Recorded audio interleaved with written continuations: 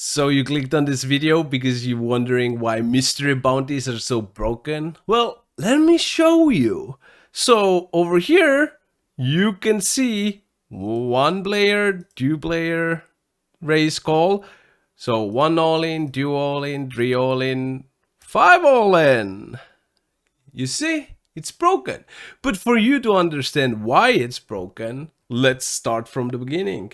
So for first, let's take a look at the payout structure. So for these equity models, we have used the Scoop, Afterparty, Mystery Bounty. It will play very similar or the same as long as the Mystery Bounty are very similar in general with payout structure.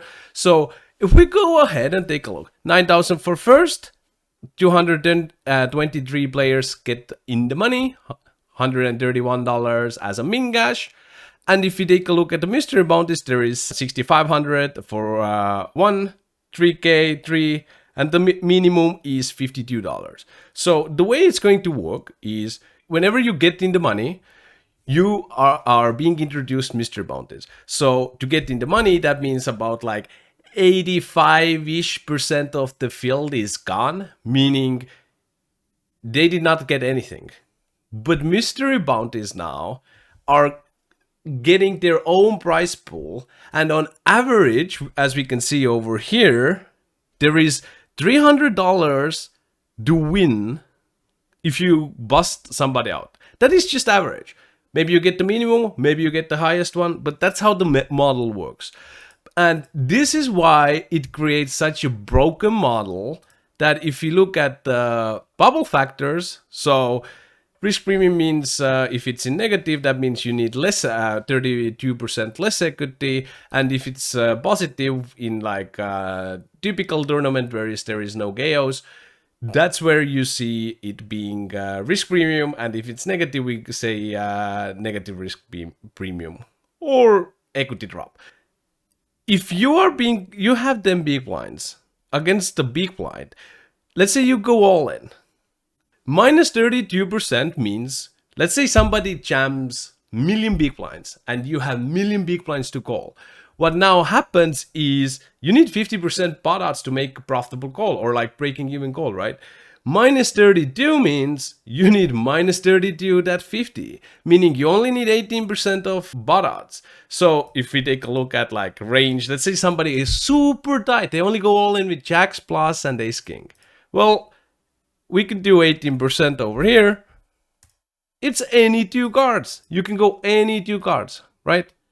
So this is why the model is creating very broken results. So this is a Hold'em resource calculator. We can use this to put in the equity model, payouts, mystery bounties, or in this case, like mystery bounty is really like average KO you can get. And we can see what is the GTO play.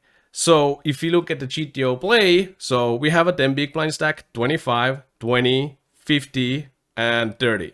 So if you are the shorter stack, you need to be kind of tightish, right? This looks kind of tightish. Like, it's not that tight, 35% 5-handed table, right?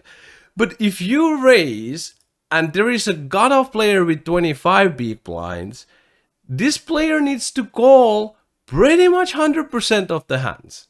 Because they want to knock you out and have a chance on the mystery bounty.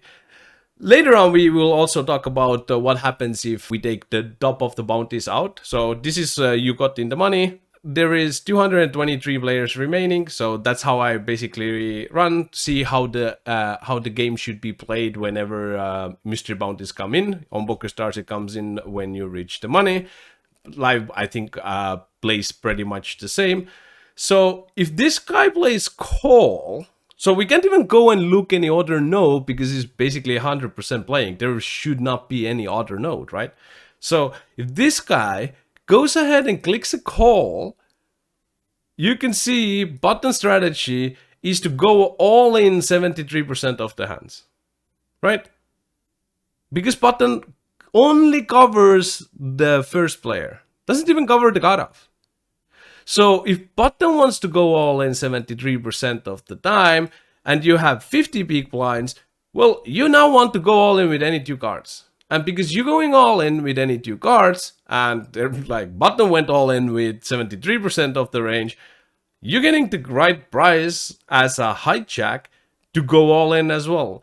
Because you're got off and, well, you called basically 100%, you're also good to go because everybody needs to go all in with anything they have. This is why this is so broken. This model is so broken. Okay, let's move on. Let's say this player does find a fault. Let's go to the God Off. So God Off covers the button, but does not cover either of the blinds. So God Off wants to also try to get money in against button. So whenever you cover somebody, you either limp in or you raise. All you want to do is figure out how to put all the money in the middle because you want to basically gamble to see if you can win the Mystery Bounty, right? Like, that's pretty much how the whole game works with this equity model. And this is GDO. There we go. So, cut off limps. Now, if you're on a button, you're not being you are being covered from every player. You have no incentive to go ahead and like go all in with your range, right? There's not much of incentive because you're going to get called by 100 every time. There is nothing else that's going to happen. You don't have a calling range. You don't have anything. You just go all in. So once you go all in, and small blind again has 50 big blinds, yo, I'm all in as well. All in. Because what else can you do? You just want the bounties. You just want to hunt, right? So if small blind goes all in, suddenly big blind covers cut off and button, and small blind is all in with any two cards. Well, big blind wants to go all in with any two cards basically as well. And if big blind goes all in with any two cards, cut off wants to go all in with any two cards as well. Man, this is just ridiculous. This is ridiculous battle, guys. But hey, it's good to learn these things. Okay, let's move on. Cut off limp, you're small blind. You want to raise to 4 big blinds. You do not go all in here, right? Like, sure, there are a few hands, but you don't really go all in. But you do raise every single time. So if you raise this wide of a range, basically 100%, then because big blind covers cut off and small blind plays very wide range, big blind wants to start playing some hands now, right? So big blind does go all in, 18%. That's kind of like pretty normal range so far. Probably one of the first one we see, right? So let's say big blind goes all in. Cut off can fold now, guys. Cut off can fold. Cut off doesn't cover anybody, so cut off can fold. Cut off still needs to go all in very wide because they play basically all the trash hands, so you're not really doing that bad when you get it in, right? You three-way getting it in with like 10-9 suited and stuff like that. Not bad. And if you go all in, small blind calls every single time, right? And if big blind goes all in, we can see that small blind calls every single time. There is nothing. Like, you just call. You just gamble. You need it. You want the bounty. So, it doesn't really go other than that. So, let's go to the button. So, button again. This plays very tight. Both players cover you, right? You don't want to play too many hands. You just play like kind of normal-ish because there is no chance for you to win a mystery bounty. So if you raise, small blind strategy is to go all in with 100% of hands. That's the only thing you want to do if you cover. You just want to go all in. You just can go all in. Again, you don't need much equity, right? And if you go all in, again with 100%, big blind also wants to go all in, right? Because button goes all in, small blind goes all in with 100%, and big blind wants to get the mystery bounty. So, and small blind, even though you don't cover, small blind is still very wide. You're fine. Go. Play. And this is called GTO. This is Mystery Bounty GTO. BBC Brieflop Sharks and Trainer, the most effective way to train and improve your poker skills. Get yours now. Okay, as I promised, we're gonna move on to mystery bounty. Whenever, so a lot of people are often asking, well, what happens if the top bounties are gone? So I believe over here, I have taken out 4 players and said they all got the top bounties, right? So there is no these bounties. Only bounties remaining are 6 of this and the rest.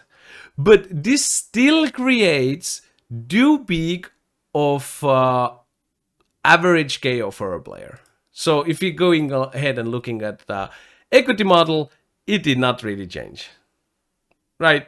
Like little bit, but not really. So even if very early on people are taking the big bounty out, you are still good to kind of go and gamble, play very wide ranges, especially if you cover. If you cover, you're just trying to get it in. That's your main objective. You want to put all the money in. Doesn't pretty much matter what hand you have.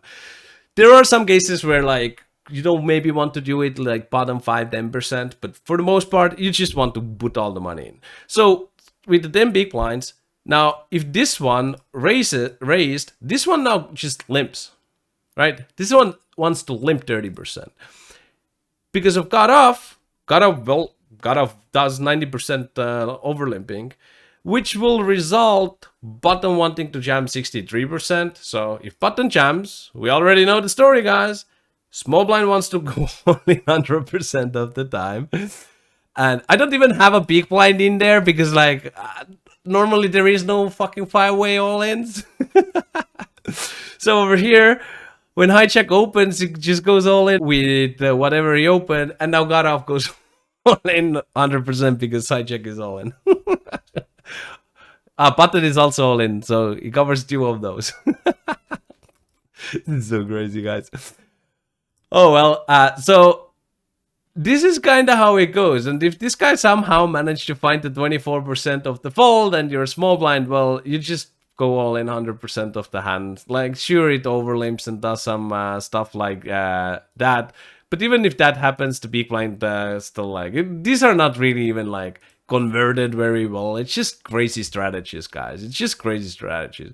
But we can see if small blind goes all in with 53% of the hands, what is the big blind doing? Big blind going all in with 90% of the hands. What is hijack doing?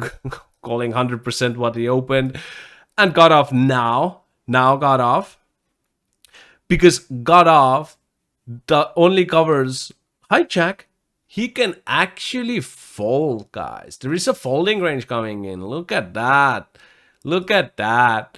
So quickly to finish it up, we will take a look quickly different stacks. So over here we can see this should be in the beginning, just the bigger stacks to show how it plays. So if you have a very big stack under the gun, so this is 5-handed, just to demonstrate the whole like what happens in mystery bounties and like pretty much give you the crash course about like how these things are working out. So I check 100 big blinds, 25, 80, 50, 40, right? So if you 100, you again, like the ideas will be the same.